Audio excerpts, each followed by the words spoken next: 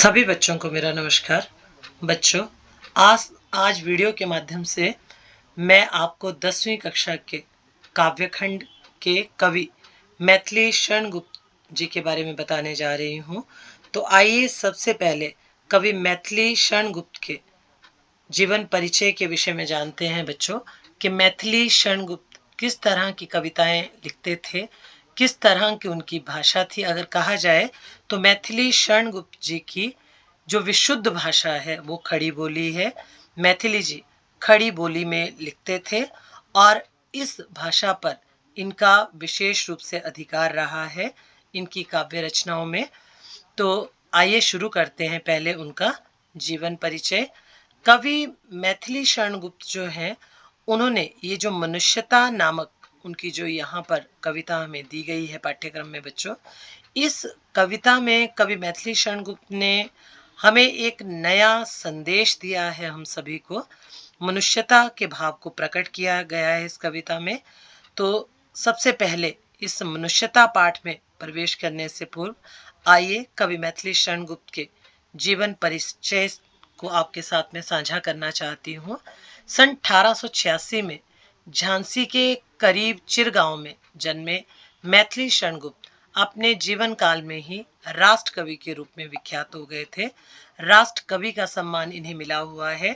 इनकी शिक्षा दीक्षा घर पर ही हुई थी बच्चों, ये विद्यालय नहीं गए। संस्कृत, बांग्ला, मराठी और अंग्रेजी पर इनका समान अधिकार था, इन सभी भाषाओं का इनको ज्ञान था। गुप्त जी राम भक्त कवि हैं। मैथिली शरण गुप्त इनका पूरा नाम है और संक्षिप्त उपनाम जो है इनका वो है गुप्त जी। राम का कीर्तिकाल इनकी चिर संचित अभिलाषा रही है। इन्होंने भारतीय जीवन को समग्रता में समझने और प्रस्तुत करने का प्रयास किया है, अर्थात भगवान राम की कीर्ति का, उनके यश का गान करना लंबे समय से इनकी ये इच्छा रही है कि केवल राम का ये गान करें। गुप्त जी की भाषा जो जैसे मैंने आपको बताया विशुद्ध खड़ी बोली है। भाषा पर संस्कृत का प्रभाव है इनकी। काव्य की कथा वस्तु भारतीय इतिहास के ऐसे अंशों से ली गई है जो भारत के अतीत का स्वर्ण चित्र पाठक के सामने उपस्थित करती है बच्चों। गुप्त जी की कृतियां अगर हम कहें तो इन्होंने लिखा है साकेत, यशोधरा, जयद्रथ, बद आदि। गुप्त जी के पिता सेठ नारायण चंद दास भी कवि थे और इनके छोटे भाई सियाराम शरण गुप्त भी प्रसिद्ध कवि हुए हैं, जिनकी रचना आपने 9वीं कक्षा में पढ़ी है बच्चों। तो आइए अब पहले पाठ प्रवेश में जानते हैं कि इन्होंने अपनी इस मनुष्यता जो कविता का शीर्षक है उसके बारे में क्या कहा है। प्रकृति के अन्य प्राणियों की तुलना में मनुष्य में चेतना शक्ति की प्रबलता होती है, ऐसा कवि जी मानते हैं। वो अपने ही नहीं औरों के हिताहित मतलब भलाई का भी ध्यान रखते हैं, औरों के लिए कुछ कर सकने में भी समर्थ होते हैं। पशु चरागाह में जाते हैं, अर्थात जहां वो चरने के लिए जाते हैं, वे अपने अपने हिस्से का चरकर आ जाते हैं, ऐसा कवि मैथिली शरण गुप्त जी कहते हैं। पर मनुष्य ऐसा है जो कमाता है, जो भी उत्पादित करता है अर्थात पैदा करता है, वो औरों के लिए भी करता है, औरों के सहयोग से भी करता है। प्रस्तुत पाठ का कवि ने जो हमारे सामने विवरण रखा है बच्चों, उसमें उन्होंने बताया है कि जीने मरने वालों को मनुष्य तो मानता है, लेकिन वो मानने को तैयार नहीं है कि ऐसे मनुष्यों में मनुष्यता के पूरे पूरे लक्षण भी हैं। वह तो उस मनुष्य को ही महान मानेगा जिनमें अपने और अपनों के हित चिंतन से कहीं पहले और सर्वोपरि दूसरों का हित चिंतन हो, उसी को मनुष्यता का या मानवता का भाव माना गया है बच्चों। उसमें वे गुण हो जिसके कारण कोई मनुष्य इस मृत्यु लोक से गमन कर जाने के बावजूद युगों तक औरों की यादों में बना रहे, अर्थात जब मनुष्य की मृत्यु हो जाए तो उसके गुणों के कारण जो परहित है, दूसरों की भलाई के लिए उसने जो काम किया है, उसके कारण हमेशा वह लोगों की यादों में जीवित रहता है। उसकी मृत्यु भी सुमृत्यु हो जाती है। आखिर क्या है वे गुण? इन सभी गुणों का वर्णन यहाँ कवि जी ने अपनी कविता मनुष्यता में किया है। मत्तर्य का मतलब है मनशील। पशु प्रवृत्ति का अर्थ है पशु जैसा स्वभाव। उदार का अर्थ है दानशील या सहृदय। कृतार्थ का अर्थ है आभारी बच्चों। कीर्ति का अर्थ है यश। कूजती का अर्थ है मधुर ध्वनि और सुख शुद्धार्थ का अर्थ है शुद्धार्थ। जो दिया गया है शब्द इसको पढ़ते हैं क्षुधार्थ, भूख से व्याकुल, क्षुधा से लिया गया है इसको। रंतिदेव एक परम दानी राजा हुए हैं। करस्थ का अर्थ है हाथ में पकड़ा हुआ या लिया हुआ। दधीची एक प्रसिद्ध ऋषि हैं जिनकी हड्डियों के ढांचे से राजा इंद्र जो है उनका वज्र बना था। परार्थ का अर्थ है जो दूसरों के लिए हो।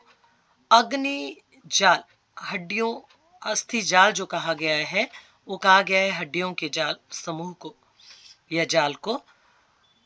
उशिनर, गंधार देश के जो राजा हैं उनको उशिनर उनका नाम था। क्षितिज का अर्थ है राजा। स्वमास का अर्थ है अपने शरीर का मांस। और करण का अर्थ है दान देने के लिए प्रसिद्ध। कुंती पुत्र जो करण है उनके विषय में कहा गया है। महाविभूति, बड़ी भारी पूंजी को कहा गया है। और वशीकृता, वश में की हुई। विरोधावास, बुद्ध का दया प्रवाह में बहा। बुद्ध ने करुणावश उस समय की पारंपरिक मान्यताओं का विरोध किया था, उसके विषय में कहा गया है। मंदांत का अर्थ है जो गर्व से अंधा हो। वित्त का अर्थ है धन संपत्ति। और परस्परावलंब, एक दूसरे का सहारा। अमृत्य अंक का अर्थ है देवता की गोद। और अपंक का अर्थ है कलंक रहित। और स्वयंभू का अर्थ है बच्चों परमात्मा। क्योंकि पंख कहा जाता है कीचड़ को, तो यहाँ पंख का अर्थ है कलंक और अपयंक का अर्थ हो गया कलंक रहित।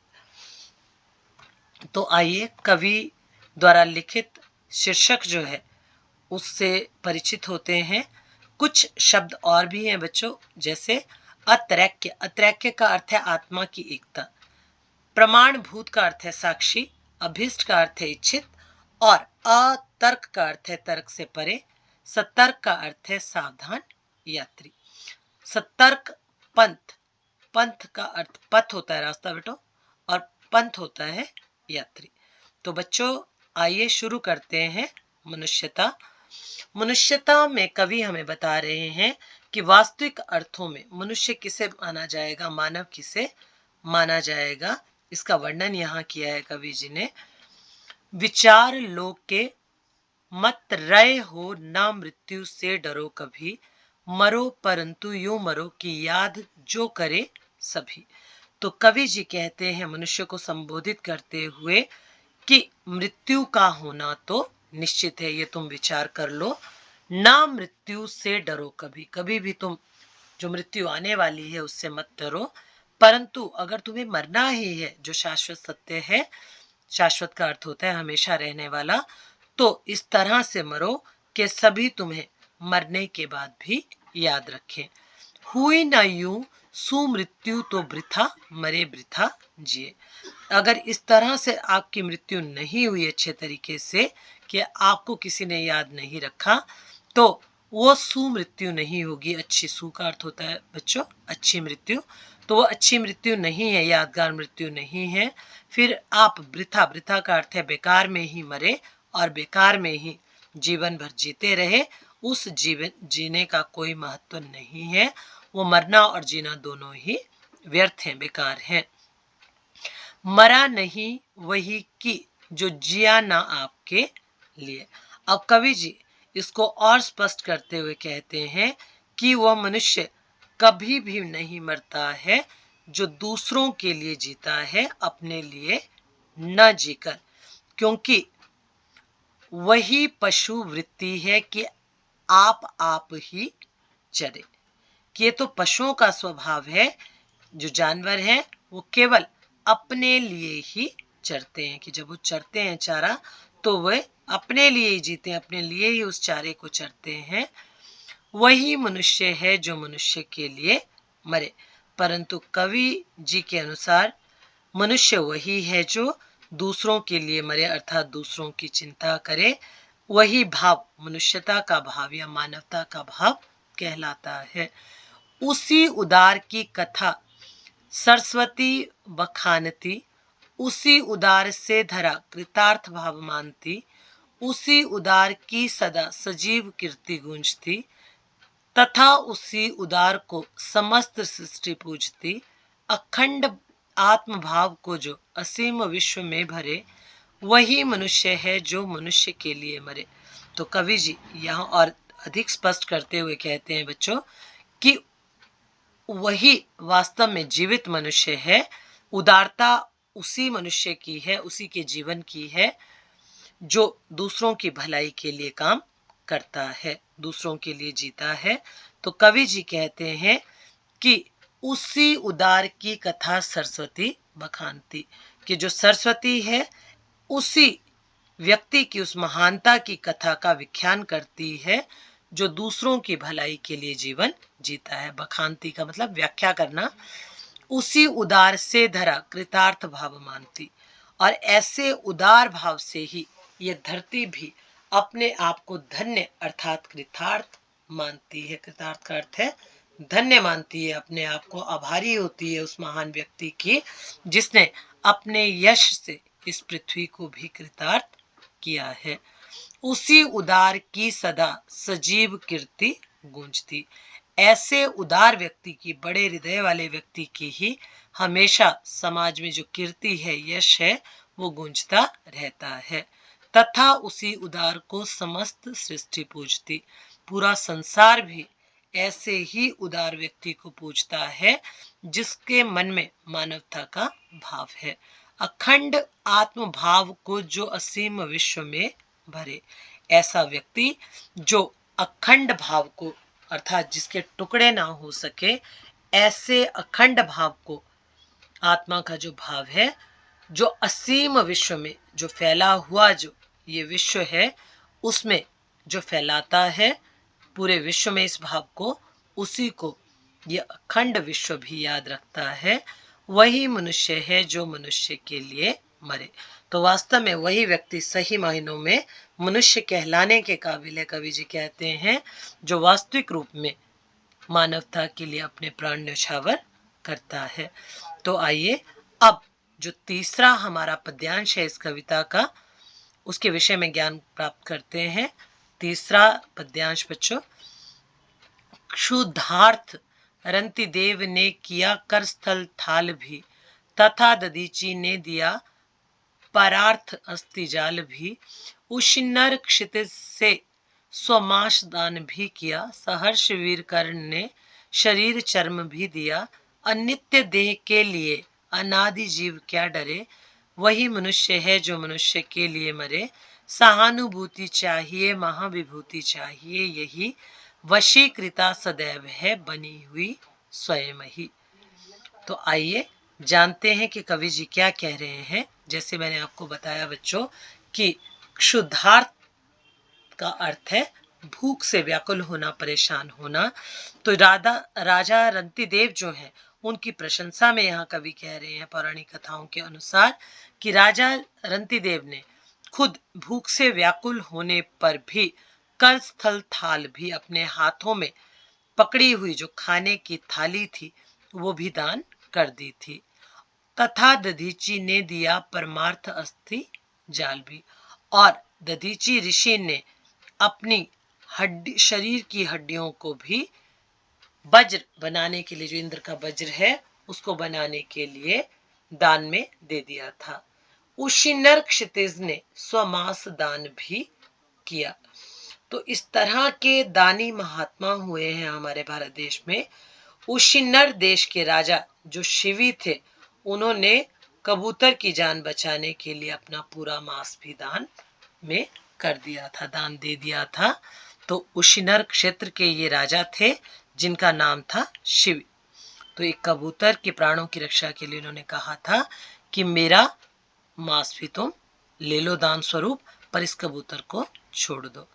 सहर्ष वीर कर्ण ने शरीर चर्म भी दिया।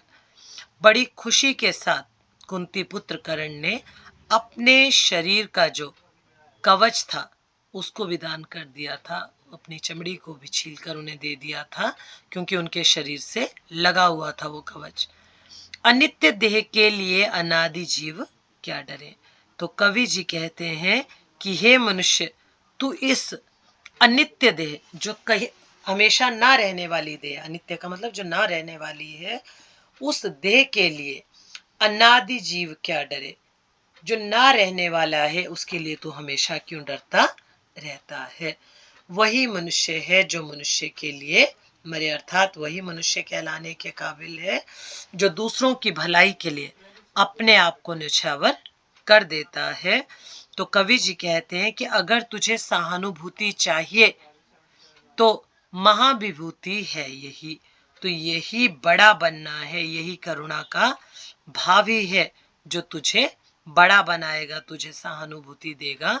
वशीकृता सदैव है बनी हुई स्वयं ही, ये जो पृथ्वी है ये स्वयं सबको वश में करने वाली हमेशा बनी हुई है।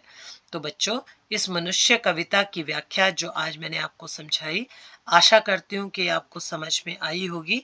इसका सरल अर्थ मैंने आपको दिया। आगे कविता की जो व्याख्या है मैं आपको जो दूसरा वीडियो डालूंगी उसमें ये व्याख्या आपको मिलेगी बच्चों। तो इसी आशा के साथ कि आप मेरे चैनल को इसी तरह स्नेह देते रहेंगे और जो आपकी समस्याएं होंगी समय समय पर आप मुझे मेरे चैनल पर बताते रहेंगे, ताकि उन कमेंट्स को पढ़कर मैं इस बात का अंदाज़ा लगा सकूं कि किस विषय में आपको ज़्यादा प्रॉब्लम आ रही है, समस्या आ रही है, उससे संबंधित वीडियो मैं आपके लिए डालूं ताकि आप लाभान्वित हो सकें। और ज़्यादा से ज़्यादा आप इन वीडियो को शेयर करें, नोटिफिकेशन बटन अवश्य दबाएं ताकि आपको समय समय पर अपलोड हुए वीडियो मिले। और शेयर करने से आप खुद तो लाभान्वित होंगे ही, अन्य लोगों को भी लाभान्वित करेंगे, इसी आशा के साथ कि ये मेरा वीडियो आपको इसी तरह लाभान्वित करेगा। मैं अपनी वाणी को यही विराम देती हूँ। नमस्कार।